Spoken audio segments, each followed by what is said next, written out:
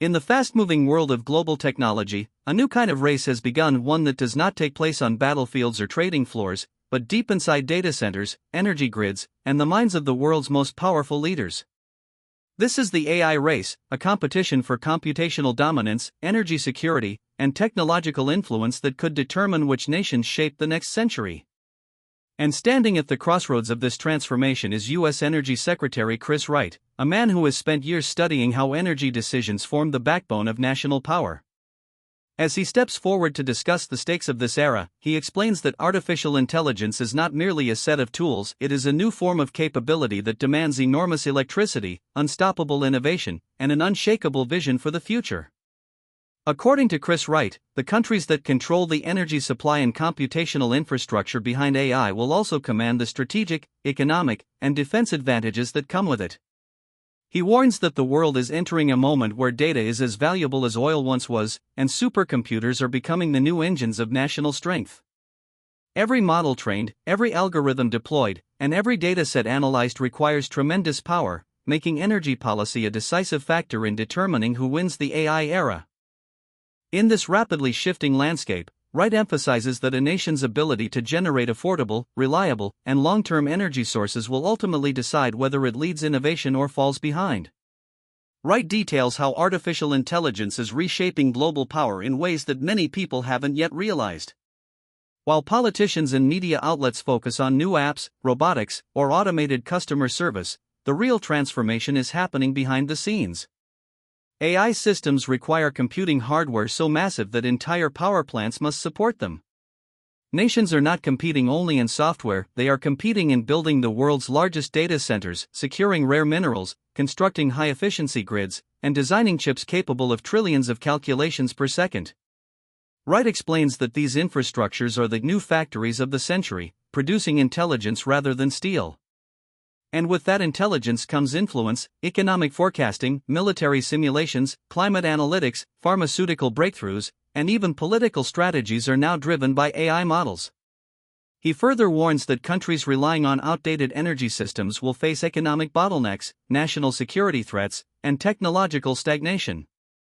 Meanwhile, nations with strong energy independence and scalable grids will advance faster, train larger models, and grow their influence on the global stage. Wright believes that developing sustainable yet powerful energy production is no longer an environmental preference, it is a strategic necessity. The future will belong to the countries that merge AI development with energy innovation at massive scale. As Wright continues, he recounts how the United States found itself in a difficult position, leading in AI research but struggling with the energy demands required to maintain that leadership. He describes the growing pressure from tech giants, universities, and defense agencies all competing for the same limited power resources. Data centers need more electricity each year, and many states face grid limitations that slow down progress. Wright points out that even the largest AI companies can only grow as quickly as energy infrastructure allows. If the grid cannot support new data centers, innovation stalls. Meanwhile, rival nations such as China are building entire AI-focused industrial zones powered by dedicated reactors and strategically positioned renewable fields. Wright highlights that the U.S. cannot afford to treat energy expansion as a slow bureaucratic process, it must shift into a strategic acceleration mode. This means streamlining permits, encouraging private energy innovation, and building next-generation power facilities. Wright stresses that innovation in AI is not only a technological battle but a logistical one. Nations that plan for long-term energy abundance will create AI models capable of solving global problems, while nations that hesitate will fall behind, unable to sustain the power required for the new age of intelligence. Wright further describes how geopolitical tensions are rising as countries compete for control over resources necessary for AI. From rare earth minerals to advanced semiconductors, every component of the AI supply chain carries strategic value. He explains how nations are rushing to secure lithium, cobalt, and graphene deposits, investing in chip manufacturing plants, and striking energy partnerships with allies. Meanwhile, cyber attacks targeting energy grids, data centers, and chip factories have become more sophisticated and more frequent. Wright emphasizes that controlling energy and computation means controlling information, and controlling information means shaping global narratives, economies, and defense strategies. He notes how governments worldwide are pouring funds into AI infrastructures, with some establishing national AI task forces that rival military organizations in scale. Wright warns that neglecting energy security can lead to vulnerabilities where rival nations could surpass the US in both speed of AI development and resilience of energy systems. He insists that preserving leadership in the AI race is not about building the fastest model, it's about building the most reliable foundation for continuous, unstoppable innovation. Continuing, Wright examines how AI is transforming industries at a pace faster than any previous technological revolution. From medicine to agriculture, finance to national defense, AI systems can predict outcomes, simulate environments, and optimize resources with unprecedented accuracy.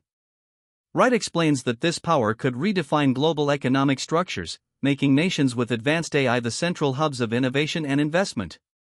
He describes real examples of AI accelerating drug discovery, predicting crop failures before they happen, preventing cyber threats in real time, and even modeling natural disasters to guide emergency response.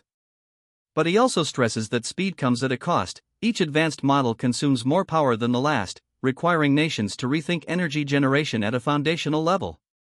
Wright highlights that AI training demands are doubling faster than Moore's law once predicted, making old assumptions about computational growth obsolete.